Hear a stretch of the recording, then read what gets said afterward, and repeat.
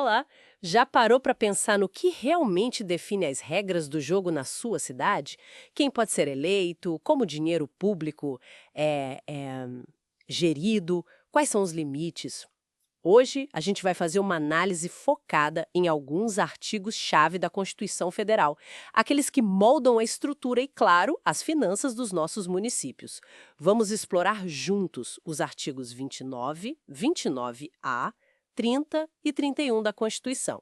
Quer entender a base que rege o poder local de forma clara e direta? Antes da gente mergulhar fundo nisso, aproveita para se inscrever aqui no canal e compartilhar esse conteúdo, tá? Ajuda muito a gente a continuar trazendo essas análises. Então, vamos lá. Para começar, cada município tem sua própria Constituição, né? A lei orgânica. Como ela é criada exatamente? Isso mesmo.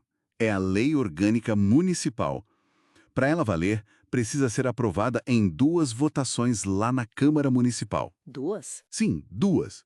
E tem um intervalo mínimo de 10 dias entre elas, sabe? E não é qualquer maioria.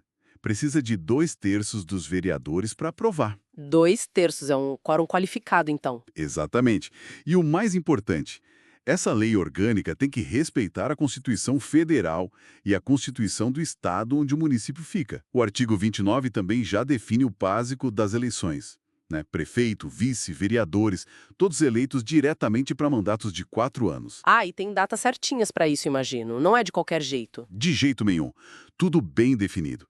A eleição acontece sempre no primeiro domingo de outubro do ano anterior ao fim dos mandatos atuais. Outubro. E a posse?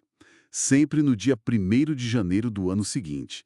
E um ponto interessante, que você mencionou sobre regras, é o número de vereadores. Não é aleatório, não. Como assim? Então, a própria Constituição, no artigo 29, inciso 4º, ela estabelece limites máximos.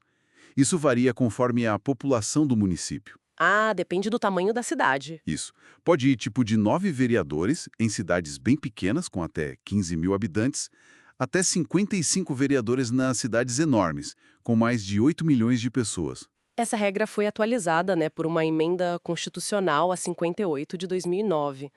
A ideia é buscar um equilíbrio entre representatividade e, claro, o custo disso. Entendido. Representatividade proporcional. Ok. Eleitos os representantes, o que o município, na prática, faz? Quais são as responsabilidades que a Constituição dá para ele? Bom, aí a gente entra no artigo 30. As competências são bem amplas, viu? Vão desde legislar sobre assuntos de interesse estritamente local. Tipo regras de zoneamento, essas coisas? E uma parte crucial, instituir e arrecadar seus próprios tributos, IPTU e ISS. Certo, os impostos municipais. Isso. Mas atenção, não basta arrecadar. Tem que aplicar essas rendas e, muito importante, prestar contas publicamente dentro dos prazos que a lei manda. Transparência é chave. E quanto aos serviços que a gente usa mais no dia a dia? Transporte, escola, posto de saúde. Estão lá também, no artigo 30. Organizar o transporte coletivo urbano, que é essencial, manter programas de educação infantil, creches e pré-escolas e também o ensino fundamental. Educação é fundamental mesmo. Com certeza. E aqui, nesses 2 últimos, educação e saúde, vale notar que a Constituição prevê a cooperação técnica e financeira da União e do Estado. O município não está sozinho nisso. Entendi. Uma responsabilidade compartilhada em parte. Exato. E, além disso, compete ao município organizar o território urbano. O planejamento, o uso e a ocupação do solo, como você falou, e também proteger o patrimônio histórico-cultural local, aquela igreja antiga, o centro histórico. Faz todo sentido. Agora vamos para o ponto que sempre gera debate. Dinheiro. Finanças municipais. Como a Constituição limita os gastos, especialmente com os salários dos políticos, os subsídios? Ah, sim, o famoso subsídio. O artigo 29, lá no inciso 6º, detalha os limites máximos para o subsídio dos vereadores. Não pode ser qualquer valor. E qual é o critério? É um percentual do subsídio dos deputados estaduais. E essa porcentagem varia, de novo, com a população da cidade. De novo, a população. Sim.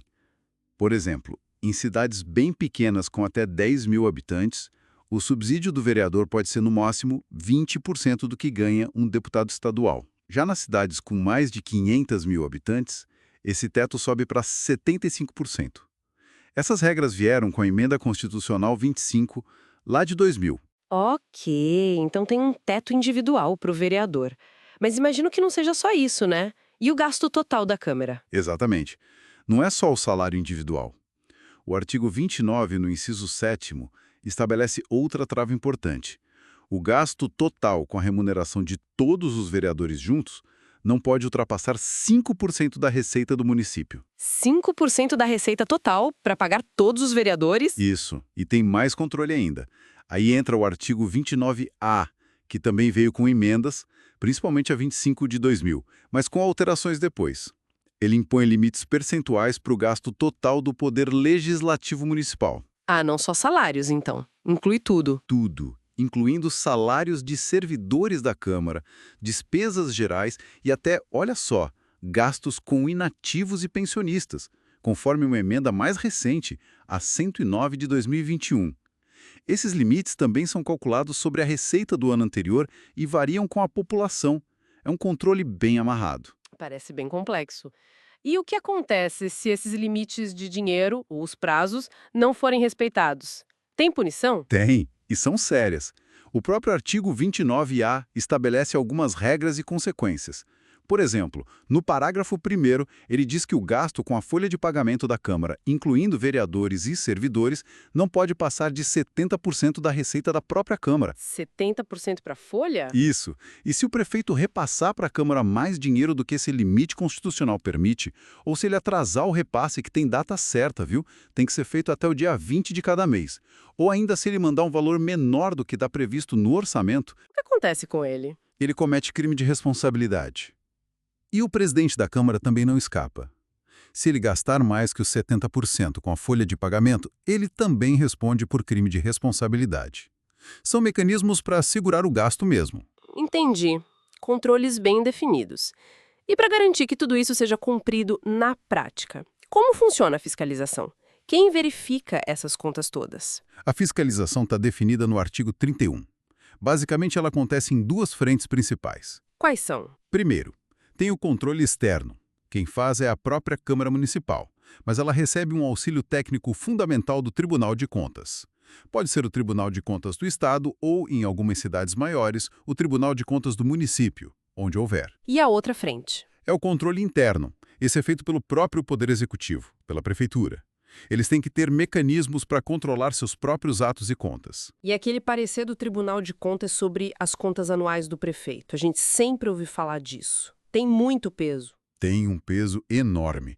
O parecer prévio do Tribunal de Contas, recomendando aprovar ou rejeitar as contas do prefeito, só pode ser derrubado por uma decisão de 2/3 dos membros da Câmara Municipal. 2/3 de novo. Ou seja, para ir contra a análise técnica do tribunal, precisa de uma maioria muito expressiva na Câmara. Exatamente.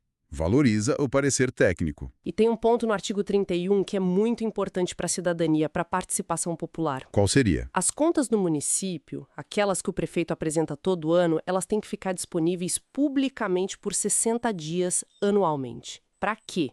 Para qualquer contribuinte poder ir lá e examinar. Qualquer pessoa pode olhar as contas. Qualquer contribuinte e mais. Qualquer cidadão pode questionar formalmente a legitimidade dessas contas na forma da lei. É um instrumento de controle social direto, sabe? E para fechar o artigo 31, ele proíbe a criação de novos tribunais ou órgãos de contas municipais. Fica a estrutura que já existe. Ufa, foi bastante informação, mas muito esclarecedora. Percorremos os pontos centrais de como a nossa Constituição organiza os municípios, define o que eles podem e devem fazer, impõe limites claros para os gastos, principalmente com políticos, e estabelece como tudo isso deve ser controlado. Regras complexas, né? Mas super importantes para o poder que está mais perto da gente. Sem dúvida. O que fica muito claro é essa busca constante da Constituição por um equilíbrio, né? Equilíbrio entre dar autonomia para o município resolver seus problemas locais, mas ao mesmo tempo exigir responsabilidade fiscal, controle no uso do dinheiro público e transparência para a sociedade. A base legal para uma boa governança local, ela está aí. Pois é. E fica talvez uma reflexão final para quem nos ouve. A Constituição garante mecanismos como a iniciativa popular para propor leis, lá no artigo 29, inciso 13, e esse acesso às contas que a gente acabou de falar no artigo 31, parágrafo 3º, Como será que a gente pode, no nosso dia a dia, usar melhor essas ferramentas para fortalecer a gestão e a fiscalização nas nossas cidades? Fica a pergunta. Muito obrigada pela companhia nesta análise detalhada. Foi ótimo. Até a próxima! Eu que agradeço. Até mais.